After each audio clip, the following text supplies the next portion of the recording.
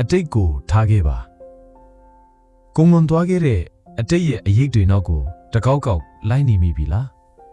အတိတ်ကအမားတွေအတွက်နောင်တရနေတာပဲဖြစ်ဖြစ်ပြီးဆုံးသွားတဲ့အောင်မြင်မှုတွေကိုတန်းတနေတာပဲဖြစ်ဖြစ်ဒါဟာကိုပိုင်ဆိုင်တဲ့ဒီနေ့ဆိုတဲ့တန်ဖိုးကိုကိုယ်တိုင်ဖျက်ဆီးနေတာပါပဲ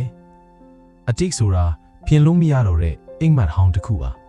အဲ့ဒီအိမ်မက်ထဲမှာနှိမ့်မိုးနေတဲ့၍မျက်မှောက်ကအခွင့်အရေးတွေကိုလက်လွတ်ဆုံးရှုံးနေရပါလိမ့်မယ်ကိုယ့်ရဲ့စိတ်အစဉ်မှာအတိတ်ကတန်ရာတွေအာဃာတတွေကိုတည်ဆောင်ထားတာဟာ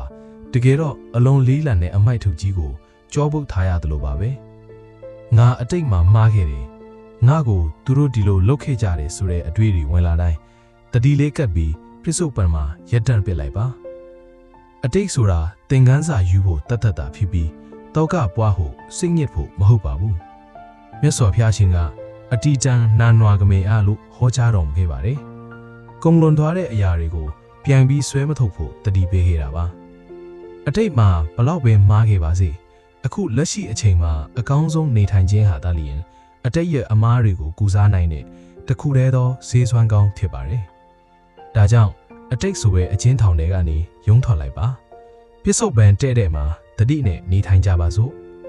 ဒီနေ့လုပ်ရမယ့်အလုပ်ကိုအကောင်းဆုံးလုပ်မယ်ဒီနေ့ထားရမယ့်စိတ်ထားကိုအမှန်ကန်ဆုံးထားမယ်ဆိုရင်အတိတ်ရဲ့အရေးတွေဟာတင့်ကိုဘယ်တော့မှဒုက္ခမပေးနိုင်တော့ပါဘူးအတိတ်ကိုထားခဲ့နိုင်မှသာစိတ်ဟာပေါ်ပါလွတ်လပ်မယ်ရှေ့ဆက်ရမယ့်ဘဝခရီးကိုလည်းအားအင်အပြည့်နဲ့ငြင်းချမ်းစွာရှောင်လန်းနိုင်ပါလိမ့်မယ်